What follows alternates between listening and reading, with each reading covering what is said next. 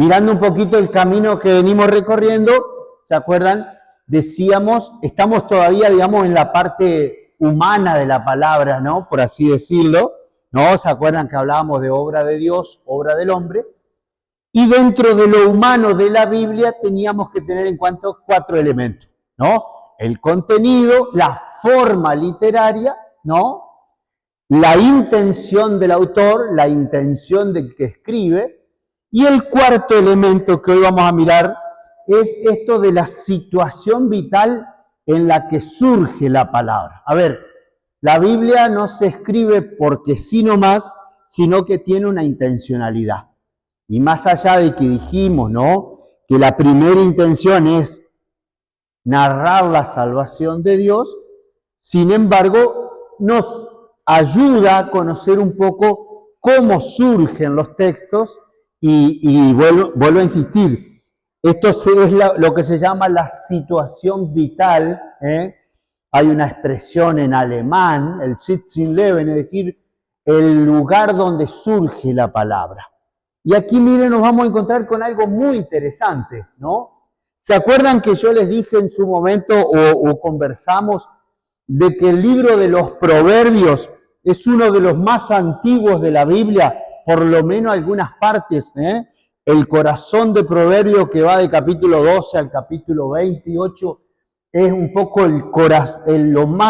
probablemente lo más antiguo que se escribió de la Biblia, y decíamos en ese momento que era obviamente la forma en que se educaba a los más nobles del pueblo, ¿no? Cuando surge la monarquía, cuando por ahí por el año 900 y pico, 1000 antes de Cristo, 1000 y algo, perdón, con Saúl, después con David, con Salomón, y se establece la monarquía en Israel, se empiezan a formar los sabios empiezan a formar a los futuros gobernantes. Y por eso, miren, si quieren buscamos alguno de este texto de Proverbios. Proverbio 16, del 10 al 32, claramente es una enseñanza pensada para el rey o para el futuro rey, para los príncipes de Israel, ¿no?, que se formaban con un sabio, obviamente, y fíjense ustedes, le enseñaban tipo máximas, tipo refranes, ¿sí?, para que se los pudieran grabar en el corazón. Eso está notablemente, aparece ahí en el libro de los Proverbios, el capítulo 16, miren el verso 10. Miren, los labios del rey son como un oráculo. Cuando juzga, su boca no se equivoca. Los reyes detestan hacer el mal, porque su trono se afianza en la justicia, ¿no? Fíjense, el rey aprueba los labios sinceros y ama al que habla rectamente. Es decir, todos textos donde se trataba de enseñarle a los gurises, a los príncipes, cómo se manejaba un rey. Fíjense ustedes, ¿no? Entonces, todo ese texto largo ahí habla del rey, de cómo se tiene que comportar frente al impío, frente al malvado, frente al justo, toda esta cuestión, ¿no? Lo mismo, fíjense un poquito más adelante, capítulo 18, ahí yo les puse un solo versito, el verso 13, miren esto.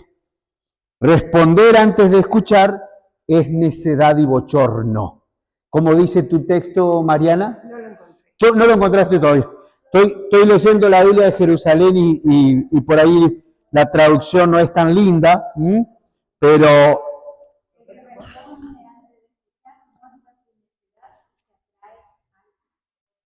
claro, fíjense, ¿no? El que no sabe escuchar muestra su necedad, ¿no? Aquí ya te está dando un criterio para la vida, te está diciendo cómo manejarte en la vida, aprender a escuchar, ¿no? Es pura sabiduría, fíjense ustedes. Sí, por favor. El que responde antes de haber escuchado pasa por un estúpido. Claro, y queda en ridículo, fíjate vos decir, ¿no? Claro, queda como el que no sabe escuchar y habla, queda como un necio, como un estúpido. Pero fíjense, evidentemente son como, digo, entre comillas, no tiene nada de religioso eso. Eso es para la vida, eso es para ser personas inteligentes, ¿no? Sensatas. ¿Eh? No, algún sabio o algunos sabios a los que, digamos, no existía la escuela entonces, ¿no? Solamente se formaban a los más nobles, los príncipes, qué sé yo. Pero este de acá abajo, este sí búsquenlo, por favor. Miren, esto de la elegía o el canto fúnebre, este ejemplo es interesantísimo. El primero es el que hace David cuando muere su amigo Jonatán. Es un canto de dolor por la muerte de alguien. Miren, primero leemos 2 Samuel 1:19, ¿sí? El dolor que David expresa en ese canto es tremendo, ¿sí? Segundo libro de Samuel, ¿sí? Capítulo 1, la muerte de Jonatán, ¿se acuerdan? Eran re amigos y lo matan porque, bueno, ¿sí? A ver, Samuel 1, 2 Samuel 1, ¿lo encontraron? Está después del Pentateuco enseguida, viene Josué, después viene Jueces y Samuel, ¿sí? 2 Samuel 1, 19 al 27. Fíjense, vuelvo a decirles, es la muerte de su gran amigo. Entonces, la lamentación de David por la muerte de Saúl y Jonatán. Miren, David entonó este canto fúnebre o elegía. Fíjense, tu esplendor ha sucumbido, Israel, en las alturas de las montañas. ¿Cómo han caído los héroes? No lo anuncien en Gat, no lo publiquen en las calles de Ascalón. Que no se alegren las hijas de los filisteos, ni lo celebren las hijas de los incircuncisos. Montañas de Gilboé, que no caiga sobre ustedes rocío ni lluvia, ni se curan de campo fructífero, porque allí fue mancillado el escudo de los héroes, ¿no? El escudo de Saúl, ungido, ¿no? El arco de Jonatán, ¿no? Saúl y Jonatán, amigos tan queridos, dice David, ¿no? Es un canto doloroso por la muerte. Ahora, ¿por qué les pongo este ejemplo? Porque fíjense esto, por ejemplo, ¿no? El profeta Isaías toma el modelo del canto fúnebre, pero para burlarse. Es una ironía. Fíjense, vayan al profeta Isaías capítulo 14, Isaías 14, hay una elegía contra el rey de Babilonia. Fíjense, nuestra Biblia del pueblo de Dios dice sátira contra el reino de Babilonia. Y fíjense, ¿no? Entonces tonarás esta sátira.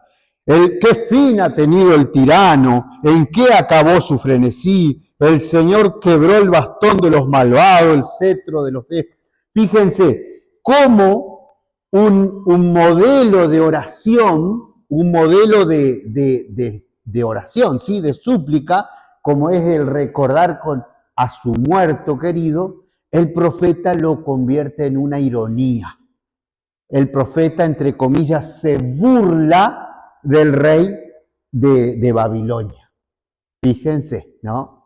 Obviamente hay que entender que Israel estaba en el destierro, se sentían humillados por Babilonia. Entonces que caiga el rey era una gran buena noticia. Imagínense, ¿no es cierto? Pero entonces esto de la situación vital es interesante para descubrir esto. Y quiero contarles un poquito lo que pasa con el Evangelio de Juan. Eso sí está en el apuntecito que ustedes recibieron, por ahí por la página 6, arriba de la página 6, ¿no? Fíjense, El Evangelio de Juan, gente, ustedes saben que fue escrito en torno al año 100, por lo menos se lo terminó, y probablemente sea un evangelio más de tipo comunitario. No tendría un solo autor, sino que sería una comunidad de escritores, como hacía Juan, ¿no? Aunque alguna de sus cartas dice, parecería que es una sola persona, porque dice, te escribo a vos, ¿no? Pero parecería que se trataría más. Pero miren esto, a mí me parece muy interesante. El Evangelio de Juan, del capítulo 2 al capítulo 12, ¿sí? La primera parte, el libro de la revelación, ¿no? ¿Se acuerdan? Juan tiene el libro de la revelación y la hora de Jesús. En el capítulo 13, con la última cena, con el lavatorio de los pies, comienza la hora de Jesús. Pero antes de eso, el libro de la revelación, miren, tiene estos temas que a mí me parecen fascinantes.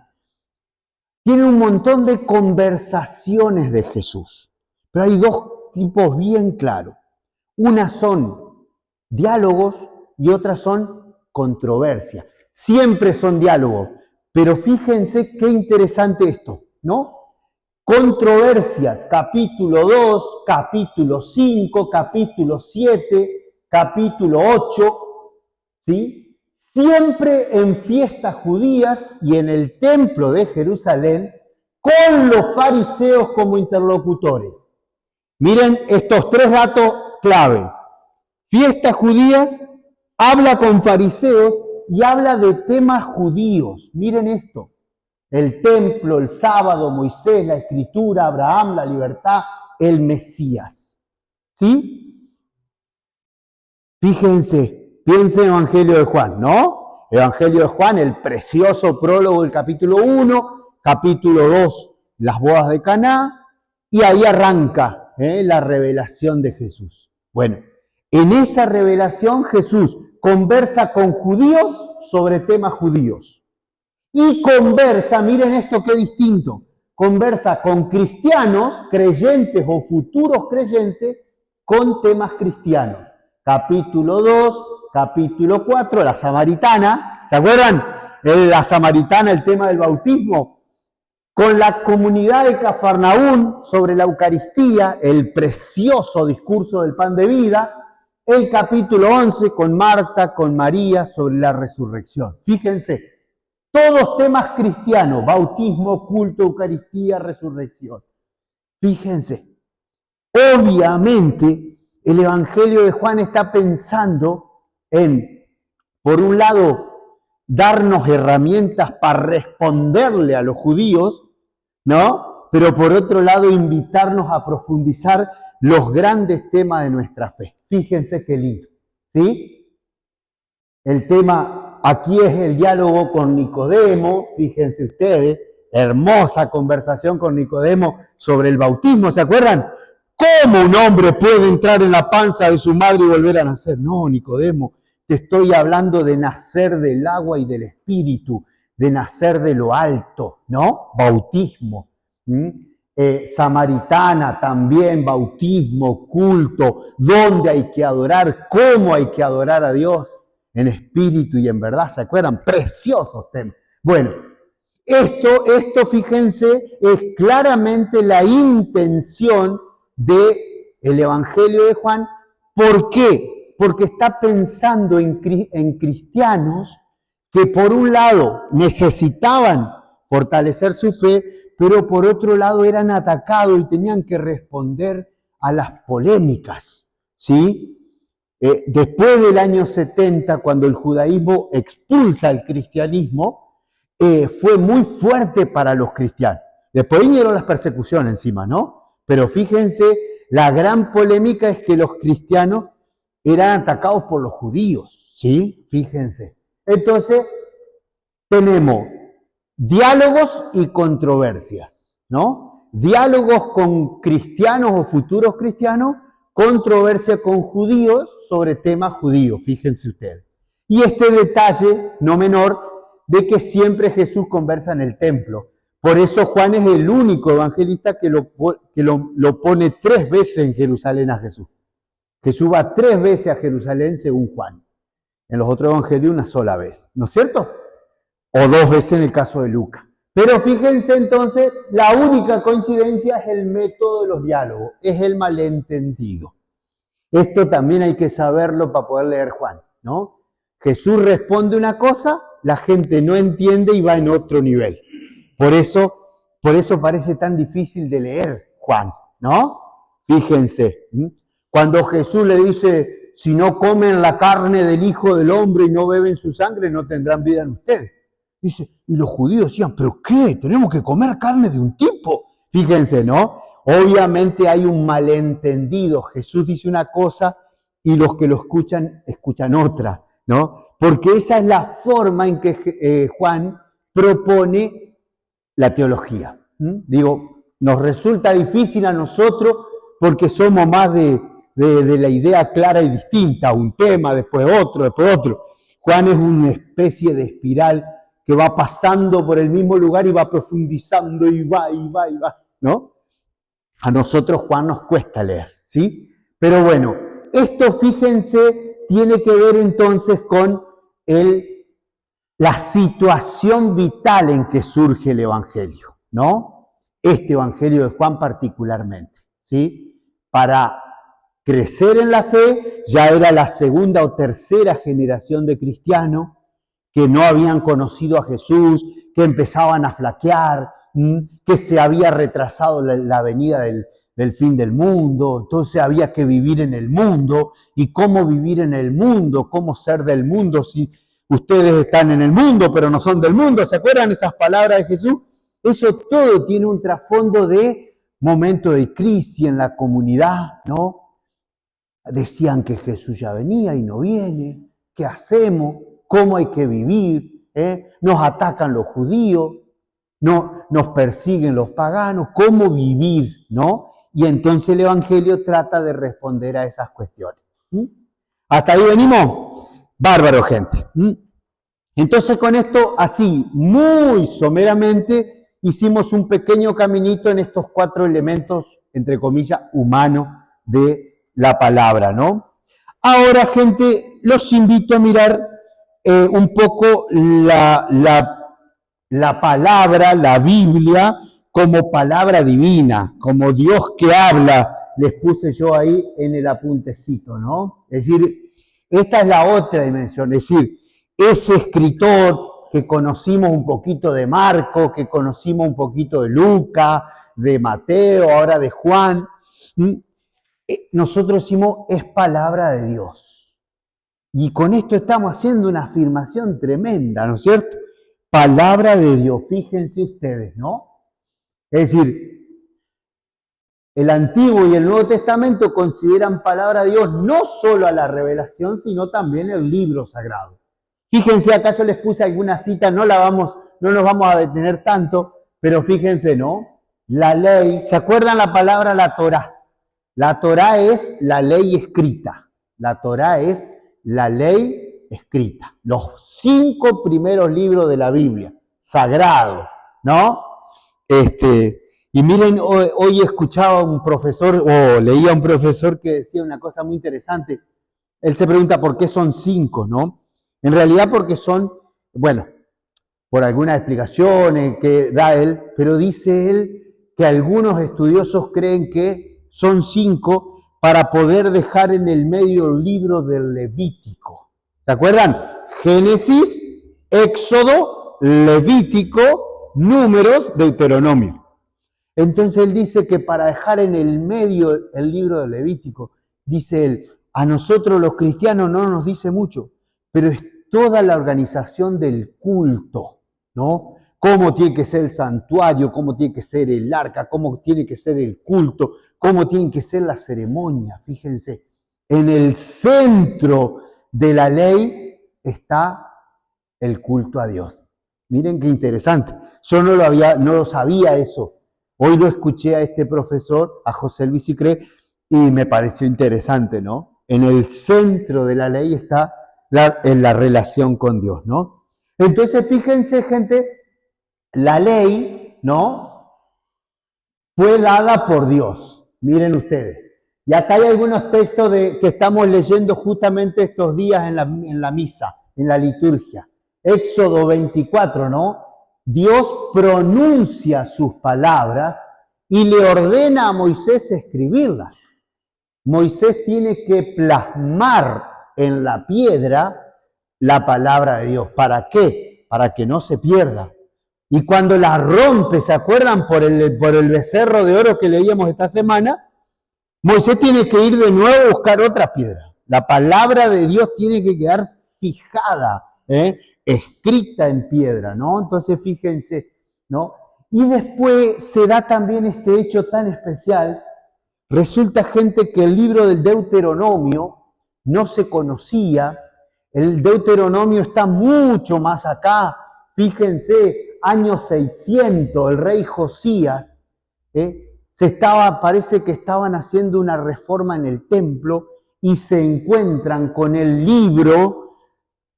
libro que produce una gran reforma de Josías.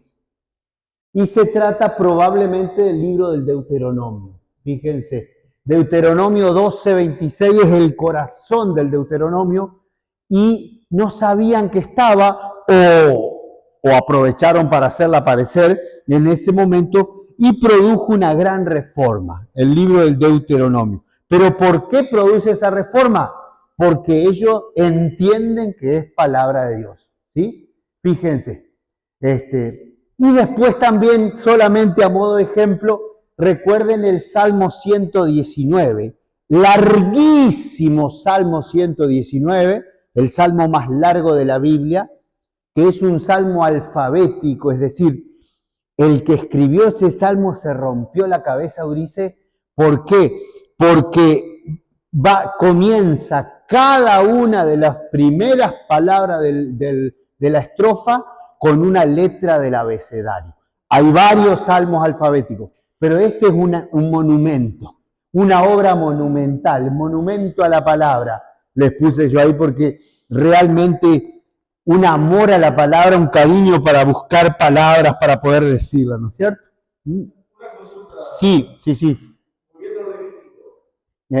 Volviendo al Levítico. Ajá. Es un libro que nos cuesta leer. de Santiago. Sí. Es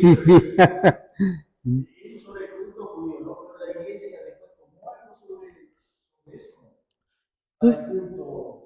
Y nosotros le debemos varias cosas al culto judío, sí, porque los primeros cristianos siguieron celebrando. Fíjate vos que hasta los Hechos de los Apóstoles, ¿no? Ellos van al templo y rezan como judíos y además se empiezan a agregar celebraciones propias de los cristianos. Pero muchas de las cosas, la ofrenda del pan y del vino es muy judía, ¿viste? O incluso la forma de nuestras oraciones también, ¿no? Hoy se habla de la liturgia romana, pero en realidad está tomada de las celebraciones judías. Muchas de nuestras oraciones son, de estilo judío, ¿no es cierto? Así que sí, nos cuesta leerlo porque parece un ladrillo, ¿viste? Que órdenes de cómo tiene que ser el culto, esto, aquello, lo otro, pero... Entonces, fíjense, gente, lo mismo pasa con los libros de los profetas, ¿no? La ley, los profetas, ¿se acuerdan? Esta es la triple división del Antiguo Testamento. La ley, los profetas y los demás escritos, o los escritos sapienciales, ¿no? Fíjense, los profetas, así habla el Señor, dicen los profetas. Y ahí hay que escuchar, ¿no? O incluso fíjense, Jeremías es la boca de Dios, es el hombre de Dios, miren, ¿no? Cuando se ponen por escrito, dice, es llamado el libro del Señor, el profeta Isaías en el capítulo 34, y ahí hay un par de textos muy interesantes, ¿no? Porque Jeremías 36, Jeremías escribe un oráculo y el rey lo manda a quemar porque no le gusta lo que dice Jeremías. Pero, obviamente, aunque se queme el libro, la palabra sigue estando, ¿sí? Fíjense. O el rollo comido, ese se deben acordar, Ezequiel, ¿no? Ezequiel 2, cuando recibe la misión, Dios le ordena comer un libro. Uno dice, ¿cómo puede ser eso? ¿Se acuerdan que en mi boca era dulce, pero en mi estómago se volvió amargo? ¿Por qué? Porque las palabras de Dios son dulces, pero el efecto que producen cuando uno las dice a quien no la quiere escuchar, es difícil, es amargo, ¿no? Fíjense. Y solamente para mencionar los demás escritos, ¿no? El eclesiástico, en el prólogo que leímos en su momento hace un par de encuentros atrás, lo menciona como los otros escritos, ¿sí? Entonces, desde el judaísmo, en el judaísmo y desde los mismos libros de la palabra, hay una conciencia, gente, una conciencia de que eso no es un libro más, que es palabra de Dios. Y que algunas personas pronuncian palabras de Dios. Fíjense, los profetas obviamente, ¿no? Entonces, digamos, no vamos a detenernos mucho en esto, pero simplemente para que ustedes se den una idea de por qué nosotros decimos con tanta naturalidad que es palabra de Dios, ¿sí? Fíjense, ¿no? Los libros sagrados de los judíos, bueno, ¿no? Fíjense, esto es muy interesante. Para el judaísmo bíblico, los libros, el libro de los Macabeos menciona varias veces la palabra, y esto es interesante porque los Macabeos es una resistencia militar al imperio griego, ¿no? ¿Se acuerdan? El imperio griego los obligaba a sacrificar a los dioses griegos. Y ahí hay unos pasajes muy fuertes porque un día estaba Judas Macabeo y su gente ahí, eran como una especie de grupete ahí, y un judío se adelanta para ofrecer el sacrificio y dice que Judas Macabeo entró en trance y lo mató, y bueno, y todo. Y después se van a la montaña para resistir al imperio griego. Entonces, y ellos se basan en esto, fíjense, los libros sagrados, el libro sagrado, es decir, para ellos la Torá es el libro sagrado, es la palabra de Dios, fíjense. Pero este dato también es muy interesante. Flavio Josefo es un personaje muy interesante, que es un judío, pero que vive en Roma y escribe para romanos. Escribe una historia de Israel, que se llama Antigüedades Judías, las Antigüedades Judías. Flavio Josefo, él dice que no es religioso, que no es judío, digamos, practicante, sin embargo, cuenta la historia y fíjense, es muy importante como dato extra bíblico. Muchas de las cosas que Flavio Josefo cuenta, incluso habla de Jesús. Así, medio bordeándolo, habla mucho de Juan el Bautista. Él admiraba mucho a Juan Bautista. Y a Jesús lo menciona, aunque medio de pasadita por ahí. Pero ese Flavio Josefo y después Filón de Alejandría es un filósofo judío, también, fíjense, filósofo, no es una persona religiosa, sin embargo ellos hablan de los libros sagrados, de las sagradas escrituras, ¿no? Ellos tienen conciencia de que su pueblo, que el pueblo judío tiene un libro distinto, que es sagrado, que son las sagradas escrituras, fíjense, ¿no? Lo mismo pasa en la iglesia, mire, para Jesús y la iglesia primitiva la misma concepción. Cuando Jesús dice, estaba escrito, chau. Cuando, ¿se acuerdan? Con la discusión del divorcio, por ejemplo, pero en el principio no fue así. Si Moisés les permitió divorciarse es por la dureza del corazón de ustedes, pero no es así en las escrituras, fíjense, ¿no? Entonces, fíjense, miren, pero miren qué interesante. Jesús citando el Antiguo Testamento. Pero miren lo que va a pasar naturalmente. Miren, Juan 19, 28, Hechos 1, Hechos 17, a fin de que se cumplieran las Escrituras. Este es un dato clave. Jesús, Esteban, Felipe, Pedro, Pablo, cumplen las Escrituras, fíjense. Ellos, la iglesia o el cristianismo se siente el pueblo que realiza lo que Dios había dicho en el Antiguo Testamento. Esto es clave, gente, ¿sí? Fíjense qué interesante, ¿no? Se cumplen las Escrituras, ¿sí? O como dice la Escritura, es decir, sobre todo, ¿se acuerdan? Mateo tiene muchas, no me acuerdo qué cantidad de citas del Antiguo Testamento para decir que Jesús va cumpliendo las Escrituras, ¿no? Y Jesús sanaba a los enfermos, como dice el profeta Isaías, cargó sobre sí el sufrimiento de él, ¿sí? Para Mateo, Jesús cumple las Escrituras cuando dice y cuando hace el reino presente. Fíjense. Entonces, miren, esto es para tomar conciencia de por qué, insisto, con cuánta naturalidad nosotros hablamos de la Biblia como palabra de Dios. Tiene todo este trasfondo. Los judíos sienten que es un don de Dios, la iglesia recibe ese don y lo mantiene. Y fíjense ustedes, ¿no? Para nosotros Jesucristo es la revelación definitiva. Cita el Antiguo Testamento, reconoce su autoridad, pero se pone por encima de él, ¿no? Incluso se acuerdan, aquí están los famosos, ustedes han oído que se dijo, pero yo les digo, de Mateo 6, capítulo 6 del Evangelio de Mateo, el discurso del monte. 6 veces Jesús dice, han oído que se dijo, pero yo les digo, profundizando la ley, ¿se acuerdan, no?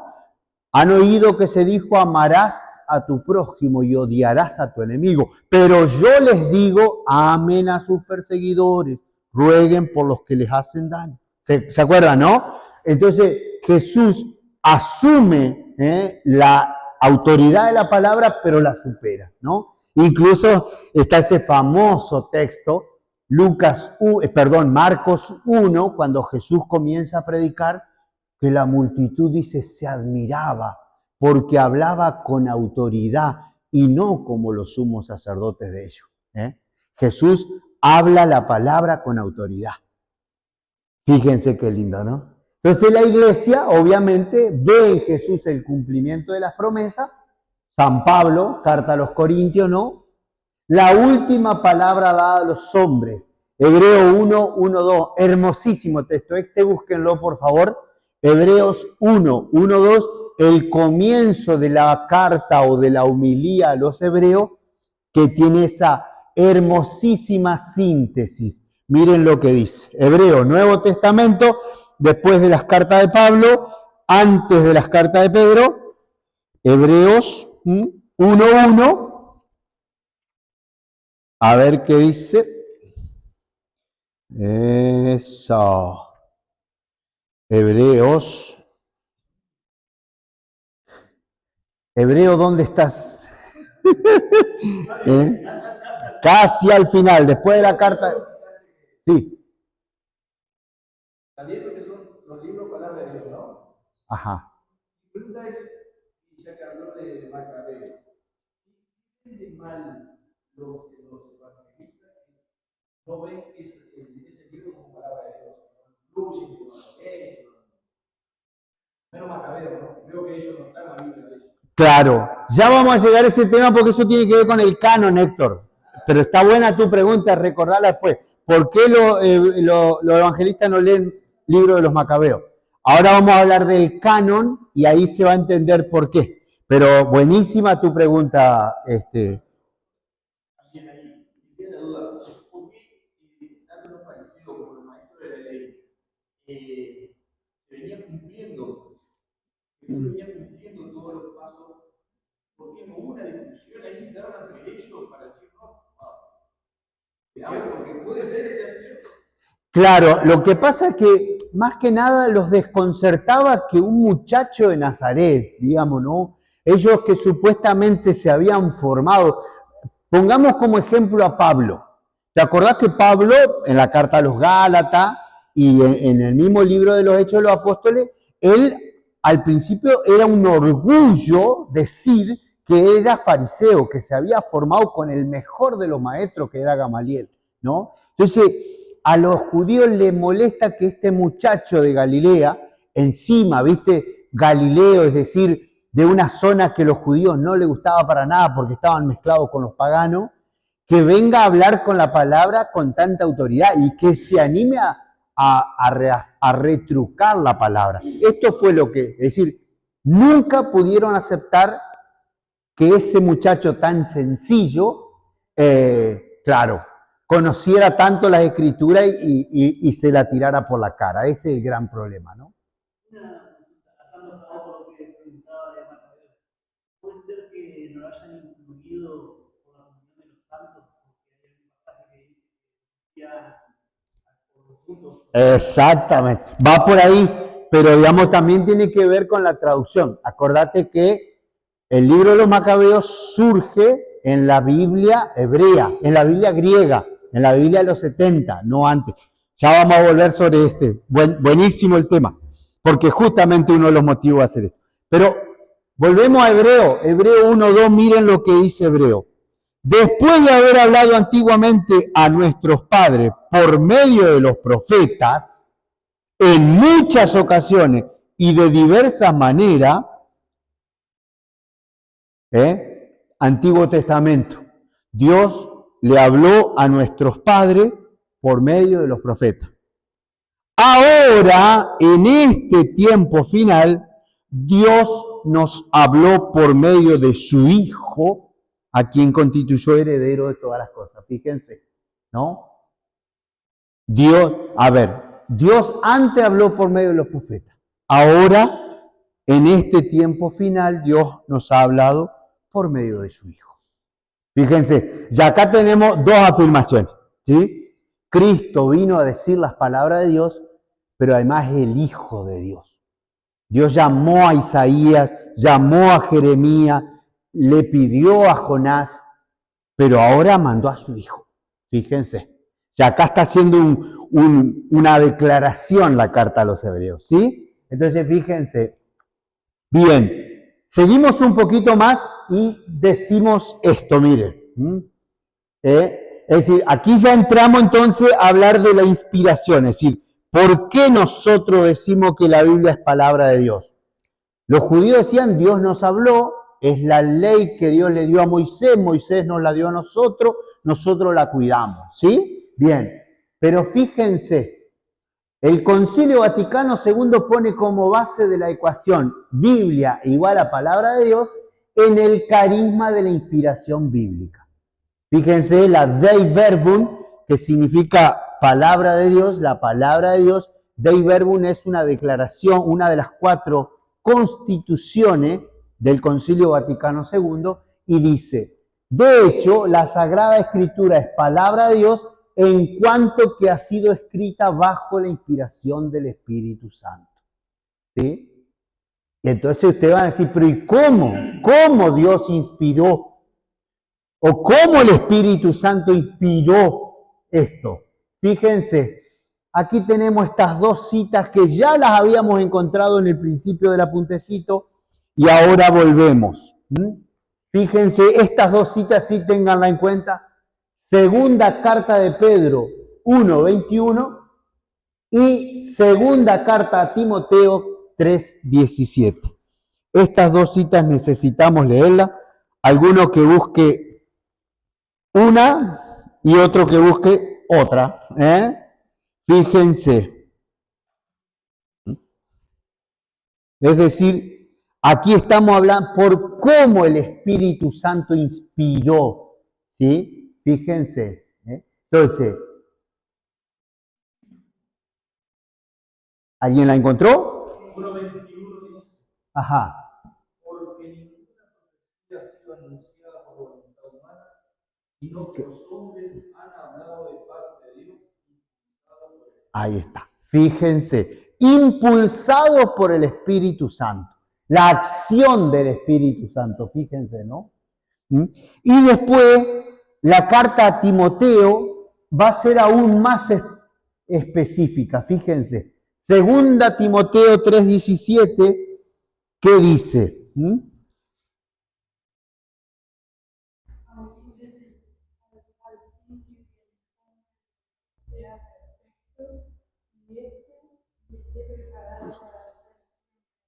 Ajá. ¿Seguí? No, no, entonces 3:15. Pará, que me equivoqué de número. Me equivoqué el numerito. Pará. Timoteo, perdón, yo me confundí. A ver, 3. Ahí está, sí. No. No, entonces, perdón, es Primera Timoteo. Primera Timoteo. No, está bien. Perdón. Segunda Timoteo 3:15. Miren. Cuando Pablo le recuerda a Timoteo, le dice, tú permaneciste fiel a la doctrina que aprendiste y de la que estás plenamente convencido. ¿Se acuerdan que en Primera Timoteo le dice, tu abuela y tu mamá te enseñaron la fe, ¿no? Entonces Pablo le vuelve a decir, mirá Timoteo que vos sabés bien lo que crees. Y miren lo que dice el verso 15. Recuerda que desde la niñez conoces las sagradas escrituras. Ellas pueden darte la sabiduría que conduce a la salvación mediante la fe en Cristo Jesús. Y acá viene el verso 16. Ahí me parece que me equivoqué en el número. Es 3:16, perdón. Toda la escritura está inspirada por Dios y es útil para enseñar y para arguir, para corregir y para educar en la justicia. Ahí está, vos leíste 17, perdón Margarita. Yo metí la pata, es 3:16, gente. Ahí corrijan, por favor, 3:16, sí. Yo lo puse bien en el apuntecito, me equivoqué acá. Bueno. Intentamos. Pero claro, ustedes me van a decir, acá Pablo le está hablando del Antiguo Testamento, ¿no? Fíjense, gente, Pablo directamente habla del Antiguo Testamento, pero también, ya, fíjense a ver si lo puse en el apuntecito. No, esto, bueno, no, vamos a hablar un poquito del Espíritu. Fíjense, el Espíritu de Dios en la revelación en acontecimiento y palabra. El Espíritu de Dios es el poder de Dios que crea, ¿no? Fíjense, el Espíritu hace actuar y hace hablar a algunos hombres en nombre de Dios, a Moisés. Después a los ancianos, ¿se acuerdan? Cuando Moisés le traslada parte de su espíritu a los 70 ancianos para que lo ayuden, ellos empiezan a hablar en nombre de Dios con el espíritu que Moisés les da. Josué, Gedeón, Jefté, Sansón, David, fíjense ustedes, ¿no? El Espíritu de Dios hace actuar y hace hablar a algunos hombres en nombre de Dios, ¿sí? El Espíritu también, ese hace actuar, hace hablar, fíjense, Ezequiel, Isaías, Miqueas, Oseas. Oseas es el hombre del Espíritu, fíjense. Y la promesa de Joel, la famosa promesa de Joel, que el Espíritu Santo descenderá sobre todos los hombres, sobre los niños y los ancianos. ¿Se acuerdan? Hermosísima profecía de Joel 3, ¿no? En el Nuevo Testamento, la plenitud del Espíritu reposa y actúa en Jesús. No hay que decir mucho más de eso, ¿no es cierto? Desde Lucas 1, ¿no? El Espíritu descenderá sobre ti, el poder del Altísimo te cubrirá, el niño será santo, será llamado Hijo de Dios. Palabras del ángel a María, ¿no? Entonces, fíjense, y después, pero esto es lo interesante, el último puntito, es decir, el mismo Espíritu que movía a Jesús mueve a los discípulos, fíjense, a Felipe, a Pedro, a Pablo, ¿no? A los encargados de pastorear la iglesia, Hechos 21, le enseña a los apóstoles, le otorga los dones para construir la comunidad. Es decir, estamos hablando, nosotros creemos que el Espíritu de Dios es un espíritu de poder actuar y de poder hablar, fíjense, ¿no? Entonces, si el Espíritu puede hablar y actuar, también puede inspirar para escribir. ¿Se entiende? Ese es el argumento al que queríamos llegar, ¿no? Entonces, fíjense, si el espíritu es un espíritu de acción, ya desde el Antiguo Testamento, porque Génesis 2, ¿se acuerdan, no? El Espíritu, Génesis 1, perdón, aletea sobre las aguas y con su aleteo va a ir construyendo el cosmos, ¿no? Del caos al cosmos por medio del aleteo del Espíritu y la palabra de Dios. ¿Se acuerdan de eso, no? Entonces, el Espíritu de Dios que actúa, ¿no? Que actúa sobre la naturaleza, pero que actúa sobre las personas, moviéndolas a hacer cosas y moviéndolas a hablar, ¿no? Todo eso del Antiguo Testamento aparece en Jesús y después en sus enviados. Es muy interesante, fíjense, ¿no? Felipe, ahí me faltó Esteban. Esteban, ¿se acuerda? Esteban muere como Jesús, perdonando como Jesús. No les tenga en cuenta este pecado, Padre. Y uno dice, Esteban, qué exagerado. No, lo que Lucas quiere mostrar es que el mismo espíritu que Jesús dijo, Padre, perdónalo, actúa en Esteban, que también dice, Padre, perdónalo. No les tengas en cuenta este pecado. Felipe, llevado por el Espíritu, ¿sí? Felipe, ¿se acuerdan a ese camino desierto? Pedro, en Hechos de los Apóstoles, cuando Pedro empieza a hablar y el Espíritu cae sobre Cornelio y su familia. Pablo, fíjense ustedes, ¿no? Pero también, no solamente los grandes apóstoles, sino también, miren, los que pastorean la iglesia. Hechos 21 es el discurso de Éfeso a los pastores de la iglesia de Éfeso, ¿no? Y es el mismo espíritu que da los dones. ¿Se acuerdan? 1 Corintios 12, precioso texto de la carta a los Corintios. El Espíritu Santo da dones según la utilidad, o como traducimos normalmente, para el bien común. En el lema de la próxima formación dice para el bien común, ¿no?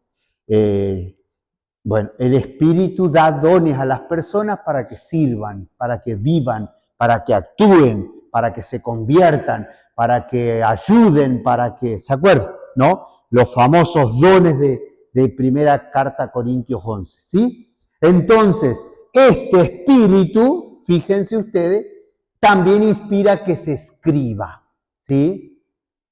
Inspiró a los escritores bíblicos para que quede plasmada esas palabras de Dios y esas obras de Dios, ¿no? Entonces, fíjense, yo ahí al final de la página, en la mitad de la página 7, les puse ahí, ¿no? Pablo cita el Antiguo Testamento, pero por extensión se refiere a todo libro que se conoce bajo el título de Escritura. Miren, ya que en 1 Timoteo 5 se cita como Escritura, junto a un texto del Deuteronomio, un dicho de Jesús que figura en el Evangelio de Lucas. ¿Sí? Lo podemos leer. 1 Timoteo 5, 17, 18. 1 Timoteo 5, 17, 18. ¿Se acuerdan? Es cuando Pablo habla de los presbíteros en las comunidades primitivas, ¿no? Los presbíteros que ejercen su cargo debidamente merecen un doble reconocimiento, sobre todo los que dedican su esfuerzo a la predicación y a la enseñanza, porque dice la Escritura, no pondrás bozal al buey que trilla, y también el obrero tiene derecho a su salario. Miren qué interesante. Pablo dice, cita un texto del Antiguo Testamento y una frase de Jesús, como dice la palabra. Fíjense, como dice la Escritura. Miren qué poderoso eso, ¿no es cierto? Y fíjense ustedes, en la segunda carta de Pedro, ya parece que había unas cartas de Pablo que circulaban entre las iglesias. Miren, ¿no? Una colección de las cartas de Pablo y que ahí el escritor de segunda carta de Pedro, yo se las leo, segunda Pedro, capítulo 3, 15, fíjense, tengan en cuenta que la paciencia del Señor es para nuestra salvación, como les ha escrito nuestro hermano Pablo, conforme a la sabiduría que le ha sido dado, y las repite en todas las cartas donde tratan este tema. Fíjense, y aquí Pedro sale en defensa de Pablo. Dice, en ellas hay pasajes difíciles de entender, que algunas personas ignorantes o inestables interpretan torcidamente. Pero miren lo que agrega, como por otra parte hacen con el resto de la Escritura. Es decir, malinterpretaban a Pablo, pero dice lo hacen con toda la Escritura. Fíjense, está metiendo cartas de Pablo ya como escritura, como palabra como palabra venerada, como palabra querida, como palabra de Dios. Fíjense ustedes, ¿no? Y con esto, gente, entramos a entonces sí, y ahora vamos a tratar de responder a la pregunta del Héctor, ¿sí? Al tema del canon. Canon, ¿qué significa canon? Para entender esto, recuerden, ustedes habrán escuchado hablar de los evangelios apócrifos, ¿no? Apócrifos, evangelio apócrifo. Algunos dicen que la iglesia en Roma esconde evangelios para que la gente no conozca. Eso es un mito, gente, ¿no? Los evangelios apócrifos son... lástima que no traje, tenía que traerles una lista. Hay una lista, sí, de apócrifos del Antiguo y del Nuevo Testamento. ¿Sí? Hay mucho apócrifo del Antiguo Testamento también. ¿Sí? ¿Por qué? Recuerden de nuevo que cuando dijimos que entre el año 300 y el año 5 a.C., no había, digamos, la Biblia ya estaba entre comillas cerrada y sin embargo se seguía escribiendo y los judíos siguieron escribiendo. Y en el año 300 más o menos, ahí viene la respuesta a la pregunta de Martín, ¿no? En el año 300 los judíos hacen una traducción del hebreo al griego de la Biblia, del Antiguo Testamento, pero además de traducir, agregan libros. Y esos libros es lo que después, contestando a la pregunta de Héctor, son los deuterocanónicos o no reconocidos por algunas iglesias protestantes. Pero vamos por partes. Vamos a hablar un poquito entonces del canon. Fíjense ustedes. Obviamente, lo primero que significa canon es caña. Una caña que usaban los constructores para que tenían para medir, ¿sí? Canon, medida, metro, ¿no? Fíjense, después San Pablo en Carta a los Gálatas habla de la regla de la fe, es decir, de mantenernos en la fe recta, en la fe verdadera, ¿no? Pero fíjense, para vivir la fe cristiana.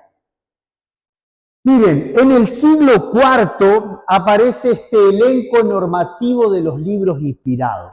Y aquí quiero saltar, acá les quiero compartir un texto muy interesante. Fíjense, San Atanasio de Alejandría, en el año 367, Alejandría es África, es Egipto, ¿sí? Atanasio era obispo o medio como, perdónenme la expresión, medio el papa de Egipto.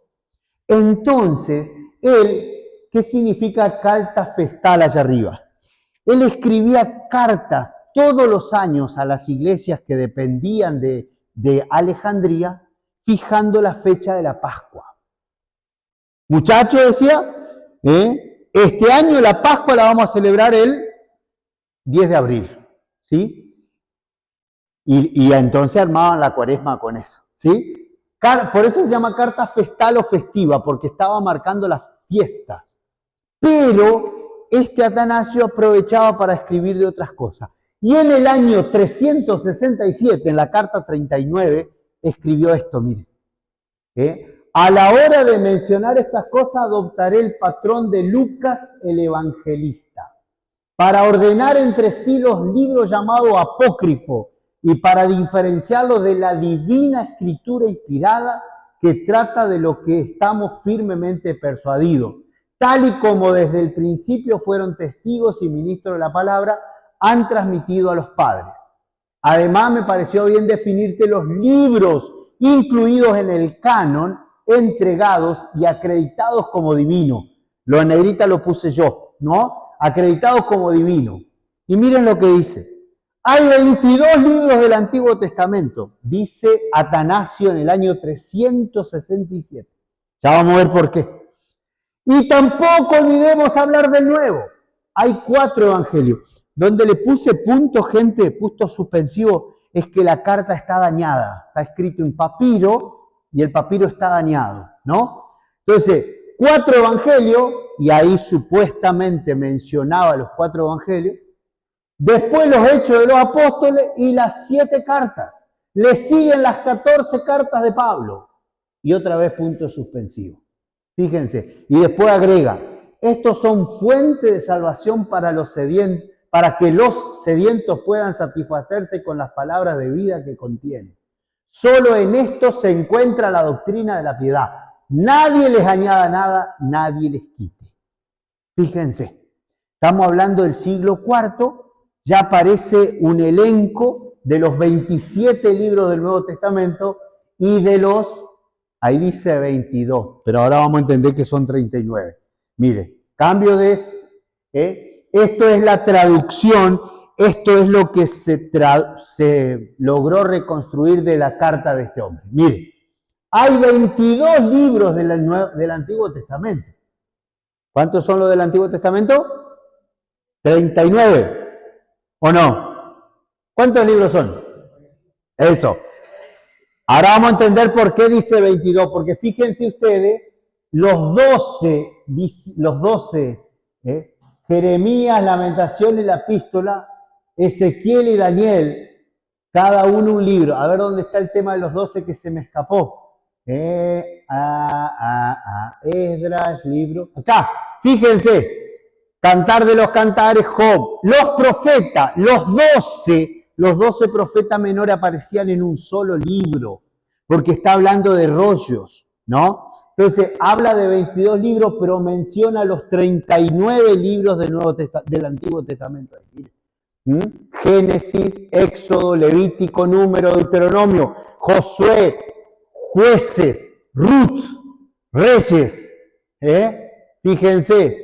Esdras, Salmo, Proverbio, Eclesiastés, Cantar, Job, profetas, Isaías, Jeremías, Ezequiel, Daniel y los 12 profetas menores.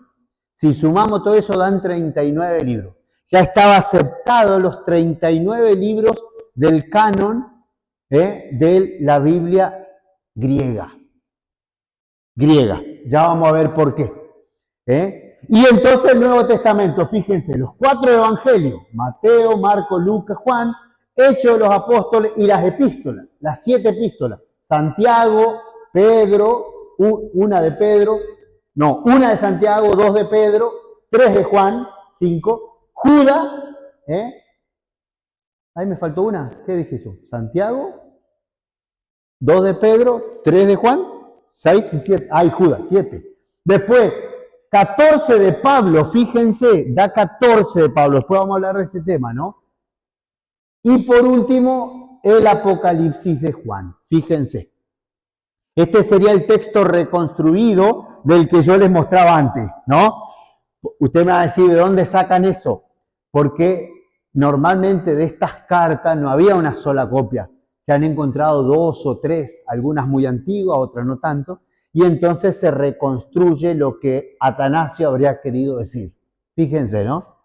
Pero, a ver, ¿me entienden? Es decir, enseguida aparece en la iglesia la necesidad de decir qué tenemos que leer y qué no tenemos que leer. ¿Por qué? Porque mientras se escribían estos 27 libros del Nuevo Testamento, aparecen un montón de otros libros. Ya les dije, había un montón de evangelios. Se calcula que en el año 100 había unos 30 evangelios. 30. Varios apocalipsis, varios libros de los Hechos de los Apóstoles. Varios, ¿no? Lo más firme, lo más seguro era lo de Pablo, fíjense ustedes, ¿no? Pero después había muchos textos. Entonces en algún momento la iglesia tuvo que empezar a seleccionar. Y fue, bueno, ya en el siglo IV, parece lejos, pero no es tanto, ya aparece definido los 27 libros del Nuevo Testamento y los 39 del Antiguo. Fíjense. No. Esto, digamos, a ver, no me quiero extender mucho, pero claro, son las copias de las copias de las copias, ¿no? No tenemos ningún original. No tenemos el original de la carta de Pablo a los romanos. No tenemos el original de Marcos. Nosotros tenemos copia de copia de copia, ¿no? Como les decía, algunos papiros son muy antiguos, siglo II, es decir, años 120, 150, 170, pero los pergaminos son del siglo V, VI, VII, ¿no? Entonces, hay unos, es decir, lo notable de las escrituras es que hay unos 5.000 libros que contienen parte del Nuevo Testamento o todo el Nuevo Testamento. Es impresionante la cantidad de testimonios, se dice, que se han encontrado, ¿no? Considerando, por ejemplo, hay un famoso historiador romano que se llama Tácito, que hay una sola copia de Tácito y toda rota, toda mal, digo, los que quieren reconstruir el texto de Tácito se rompen la cabeza. Los estudiosos de la Biblia, y hoy con el tema de la foto, ¿no? ¿Pero por qué? Porque estos manuscritos están en Roma, están en Cambridge, están en el museo los museos de los grandes museos del mundo, que muchas veces se los compraban o se los robaban. Eso no había que decirlo, borrame eso, pero es decir, lamentablemente así. Entonces, hoy se tiene todo eso y ahí se hace lo que se llama el estudio crítico, es decir, ¿cómo dice tal palabra? Bueno, este texto, el evangelio que tiene Martín lo dice así, el evangelio que tiene Lili lo dice así, el evangelio que tiene Héctor lo dice así, y el evangelio que tiene Mariana lo dice igual que Martín. Entonces, probablemente el original era como dice el de Martín, pero tenemos que tener en cuenta lo que dice el de la Lili. Un trabajo tremendo de los filólogos, es decir, los que estudian la forma, que saben, digamos, son expertos en el hebreo, en el griego, en el arameo, una cosa de lo que saben esos tipos increíble, ¿no es cierto? Entonces, avanzamos un poquito más y terminamos por acá, gente. Entonces, esto es lo que yo les mostraba, ¿no? Entonces, fíjense, en el Concilio de Trento, recién en el Concilio de Trento, la Iglesia ve la necesidad, año 1500 y pico, ve la necesidad de decir, estos son los libros, los 27 libros del Antiguo Testamento, los 39 libros del Antiguo, perdón, los 27 del Nuevo, estos son los libros canónicos, ¿no? Y después entonces se empieza a hablar de esto, es decir, canónicos y deuterocanónicos. Los autores griegos, Eusebio de Cesarea usaba esta expresión, pero no es tan buena, ¿no? Y aquí viene la respuesta a lo de Martín y a lo de Héctor. En el Antiguo Testamento, los distintos cánones tienen que ver con dos versiones distintas de la Biblia. Durante siglos, la Biblia era en hebreo, ¿sí? Fíjense, hebreo. Pero claro, con el avance del imperio griego, año 300 a.C., Alejandro Magno, toda su conquista militar y política y cultural, los judíos empezaron a hablar en griego y ya los gurises judíos no sabían el hebreo. Entonces se vio la necesidad de traducir. Miren, en el siglo III a.C., los 70 ancianos le pidieron que traduzcan del hebreo al griego para tener la Biblia en un idioma que ellos entendieran. Imagínense si a nosotros nos dieran un texto en griego y nosotros no sabemos griego, no nos sirve para nada. Por eso tenemos las Biblias en castellano, ¿cierto? Entonces, pero fíjense, los ancianos no solo traducen, sino que agregan libros y parte del libro. Y ahí viene la respuesta al Héctor. ¿Por qué nuestros hermanos evangélicos no reconocen el libro de Macabeo, el libro de sabiduría, el libro de Judith, porque son de la versión griega. Y miren, en los años 70 después de Cristo, el judaísmo fariseo vuelve a la versión hebrea, rechazando la nueva en griego, en gran parte por la disputa con el cristianismo. Y aquí viene lo que decía Martín. Claro, los macabeos, aparece el tema de la resurrección. Y el macabeo dice que ellos creían en la resurrección de los soldados que habían muerto, luchando por la palabra de Dios. ¿Se acuerdan? Entonces, claro, los judíos decían, no, pero esto es cristiano, no podemos aceptar esto, chac. Volvieron al hebreo, volvieron a la Biblia hebrea y rechazaron el texto griego. Los cristianos, muchos de ellos judíos, siguieron con el texto griego. Y por eso incorporamos a los 7 libros que que la Biblia griega agrega, ¿no lo puse acá? Sí. Fíjense, ahí al final de la página 7, ¿no? Algunas secciones en griego del libro de Daniel. Esto es muy interesante. El libro de Daniel existía en hebreo, pero estos sabios, además de traducirlo, le agregaron, por ejemplo, largas oraciones. La famosa oración de Azarías en el horno, capítulo 3 del libro de Daniel. La oración de capítulos 3 y 14, fíjense. El libro de Esther, el libro de Tobías, el de Judith, 1 y 2 Macabeo, Baruch, Eclesiástico y Sabiduría. Eso los agregaron. Fíjense, claro, el libro de la Sabiduría se cree que se escribió más o menos en el año 50 a.C. Fíjense, obviamente es un judío que ante el avance del imperio griego quiere volver a proponer la sabiduría de las escrituras. Pero claro, los judíos dicen, no, esto es muy cristiano. Fíjense, ¿no es cierto? Entonces, y en el Nuevo Testamento, nuestros hermanos protestantes, esto ya no pasa, rechazaban Hebreo, Santiago, 2 Pedro, 2 y 3 Juan, Judas y Apocalipsis. Hoy día, dice el último renglón ahí, en el protestantismo actual los deuterocanónicos del Antiguo Testamento no han recuperado su autoridad, pero se aceptan todos los libros del Nuevo. ¿Sí? Hoy día, sí, por eso la Biblia de los protestantes tiene 27 libros del Nuevo Testamento, aceptan todos, aunque en algún momento se discutió de algunos de ellos, pero no aceptan los 7 libros deuterocanónicos del Antiguo Testamento. Entonces, fíjense, en el Antiguo Testamento pasa esto, hay 2 versiones distintas de la Biblia, una más grande que la otra, y los judíos deciden quedarse con la chiquita. En el Nuevo Testamento es un poco más complejo, fíjense. Los criterios de aceptación son, bueno, el origen apostólico de un libro y la conformidad con una regla de la fe o con el pensamiento de los apóstoles. Fíjense, la canonicidad de Apocalipsis, Hebreo y 2 Pedro se discute porque se duda de que hayan sido escritos por Juan, Pablo o Pedro. Apocalipsis además porque tiene dificultad de tipo doctrinal. Santiago y Judas se duda de la paternidad literaria junto con algunos temas doctrinales. A ver, gente, esto creo que algo dijimos, si no tenemos que volver a decirlo, ¿no es cierto?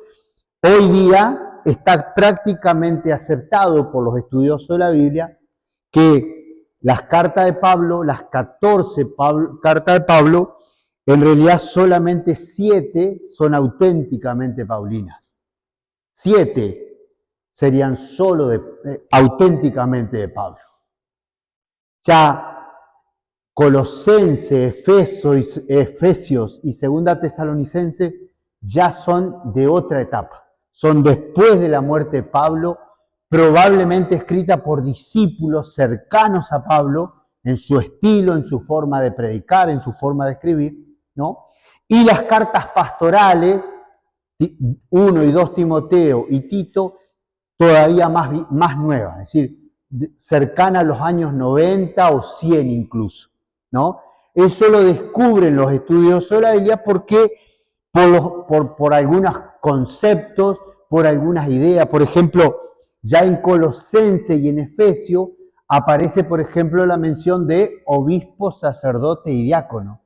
Y eso ya está hablando de una iglesia súper organizada, que no sería de los años 60, sino más tirando después del 70, cuando la iglesia se ve sola, cuando es expulsada del judaísmo y se tiene que sostener por sí misma. Entonces empieza la organización estructural de la iglesia. ¿Se entiende? A ver, no es para asustarse, ¿no? Nosotros los domingos estamos leyendo la carta de Colosense y este domingo dijimos lectura de la carta de San Pablo a los cristianos de Colosas. Es decir, en la liturgia seguimos así, digamos, es decir, no pasa, digamos, no pasa esto, es decir, no pasa por quién la escribió, sino que son canónicas porque han sido aceptadas por la iglesia, ¿no? Digo, no cambia mucho que la haya escrito Pablo o un discípulo de Pablo. Si contiene la verdad de la salvación, va. ¿Se entiende? Digo, lo mismo pasa con otros escritos, qué sé yo, por ahí, el pastor de Hermas es un famoso escrito también del año 100, más o menos. La Didaché de los apóstoles, la enseñanza de los apóstoles, es otro texto muy famoso, que incluso algunos padres de la iglesia lo aceptaban como bíblico, después dijeron que no, ¿no? Y acá les quería contar, yo les hablé el domingo del Padre Nuestro, la versión más breve de Lucas, la versión un poquito más larga de Mateo, y la tercera versión que tenemos del Padre Nuestro, los años 100, es justamente de la enseñanza de los apóstoles, de la Didaché. En el número 8 enseña el Padre Nuestro tal como Mateo, pero le agrega al final una doxología, ¿sí? Líbranos, no nos dejes caer en la tentación y líbranos del mal. Tuyo es el poder y la gloria, Señor. Agrega esa palabra, fíjense. Entonces, son escritos muy antiguos, pero que no entraron en la lista de los libros bíblicos. Hoy día se estudian mucho, se usan muchísimo para estudiar y para investigar, pero no forman parte de la regla del canon, ¿sí? Y creo, sí.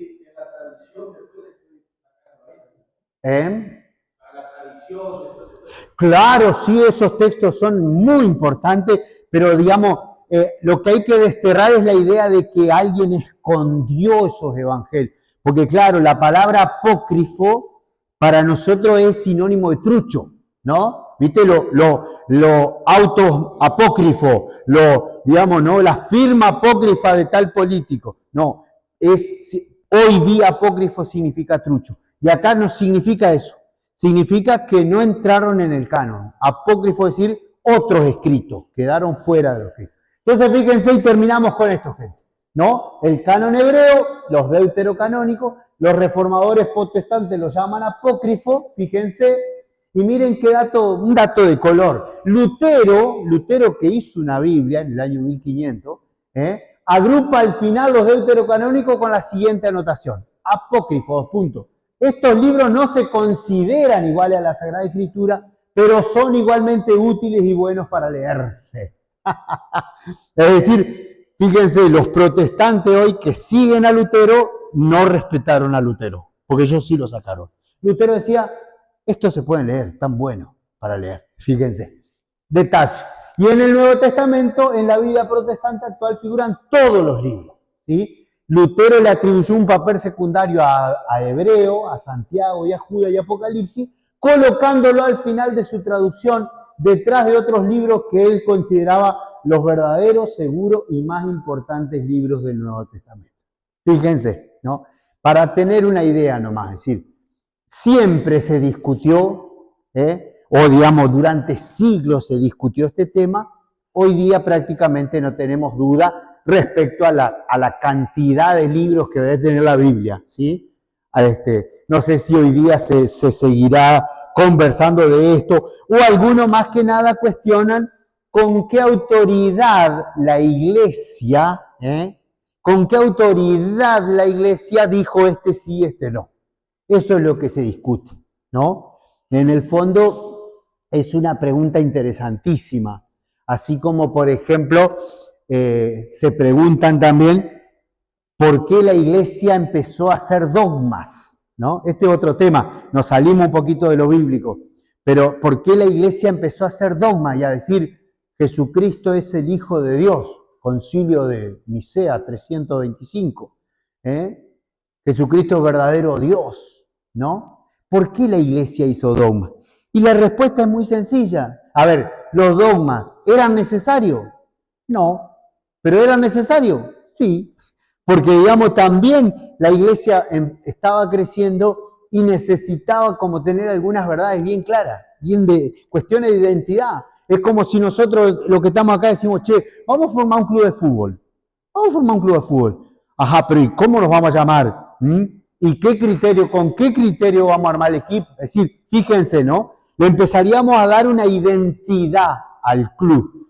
¿Para qué? Para diferenciarnos de los clubes que ya existen.